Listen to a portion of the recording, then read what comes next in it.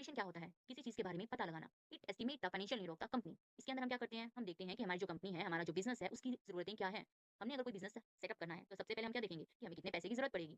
अगर आपका बिज़नेस आप स्मॉल लेवल पे स्टार्ट करना चाहते हैं, तो उसके लिए आपको कम फाइनेंस की ज़रूरत पड़ेगी। वहीं अगर आप अपने बिज़नेस को एक लार्ज लेवल पे स्टार्ट करना चाहते हैं, तो उसके लिए आपको स्टार्टिंग में ही काफ़ी ह्यूज अमाउंट की ज़रूरत पड़ती है। तो सबसे पहले हम देखते हैं कि जो हमारा फाइनेंस है, वो हमें कितना चाहिए। रिक्वायरमेंट हम देखते हैं। That is it find out how much finance is required by the company. हम देखेंगे कि किसी भी कंपनी को फाइनेंस की ज़रूरत क्यों होती है। नेक्स्ट हमारा जो पॉइंट है एक्विजिशन। एक्विजिशन क्या होता है? It collect finance from companies from the different sources. इसके अंदर हम क्या करते हैं? फर्स्ट पॉइंट में हमने देखा कि हमें कितने फाइनेंस की जरूरत होती है, तो सेकंड में हम क्या करेंगे?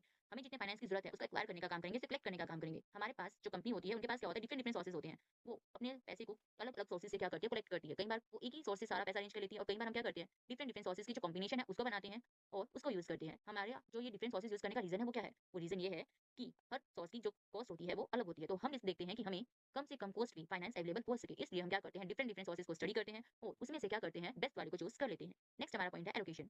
It use this collected finance to purchase fixed and current asset for the company. हमने जो पैसा अरेंज किया, अब हमें क्या करना है? उसको एलोकेट करना है, यानी कि उसको डिस्ट्रीब्यूट करना है अलग अलग डिपार्टमेंट में, अलग अलग पॉइंट्स पे। अब हमने जो पैसा अरेंज किया, हमारी जो कंपनी है उसमें हमें फिक्स एसेट की भी रिक्वायरमेंट होती है और करंट एसेट की भी जरूरत होती है। फिक्स एसेट क्या होती है? जो क्या होती है? वो हमारे बिजनेस में इन्वेस्ट रहती है और वो क्या करती है? अलग अलग, जैसे कोई मशीनरी है या तो कोई हमने बिल्डिंग खरीद ली, वहाँ पे कोई फर्नीचर खरीदा है, वो क्या है? लॉन्ग टाइम के लिए हमारे बिजनेस को फायदा देने वाला है। और करंट एसेट क्या होती है? जो क्या होती है? विद इन 1 ईयर हम उसको यूज कर लेते हैं, जैसे कि आप कैश लगा सकते हो, कोई स्टेशनरी का सामान लगा सकते हो।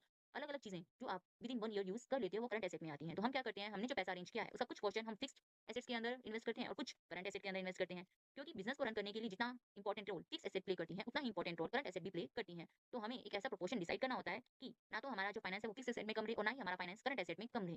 इस तरीके से हम क्या करते हैं? हमारी जो फंडिंग होती है उसको एलोकेट करते हैं। नेक्स्ट हमारा जो पॉइंट है वो क्या है? Appropriation. It divide the company's profit among the share holder, debenture holder etcetera. It keep a part of profit as a reserve.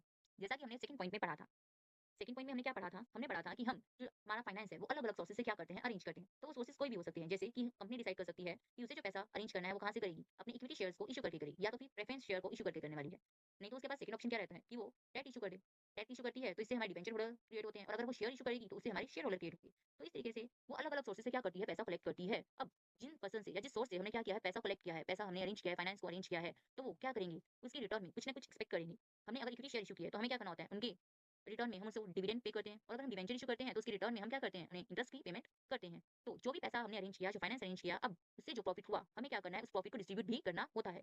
जितना आपने इक्विटी शेयर्स को इशू किया है उतना ही ज्यादा आपको डिविडेंड देना पड़ेगा, और अगर आपने डिबेंचर ज्यादा इशू किए हैं तो आपको क्या करना पड़ेगा? डिबेंचर होल्डर को इंटरेस्ट ज्यादा पे करना पड़ेगा। तो जब हमारे प्रॉफिट होते हैं हम क्या करते हैं? ये डिसाइड करते हैं कि हमें कितना पैसा शेयर होल्डर को देना है, उसमें से कितना प्रॉफिट का हिस्सा हमें डिबेंचर होल्डर को देना है, और उसमें से उस प्रॉफिट जो हमारा हुआ है उसका कुछ पोर्शन हम क्या करते हैं? अपने पास एज अ रिजर्व रख लेते हैं, ताकि अगर फ्यूचर में कोई अनसर्टिनिटी आती है, कोई प्रॉब्लम क्रिएट होती है और हमें इमीडिएटली फाइनेंस की रिक्वायरमेंट होती है, तो हम क्या कर सकें? हमारे उस रिजर्व को यूज कर सकें। नेक्स्ट हमारा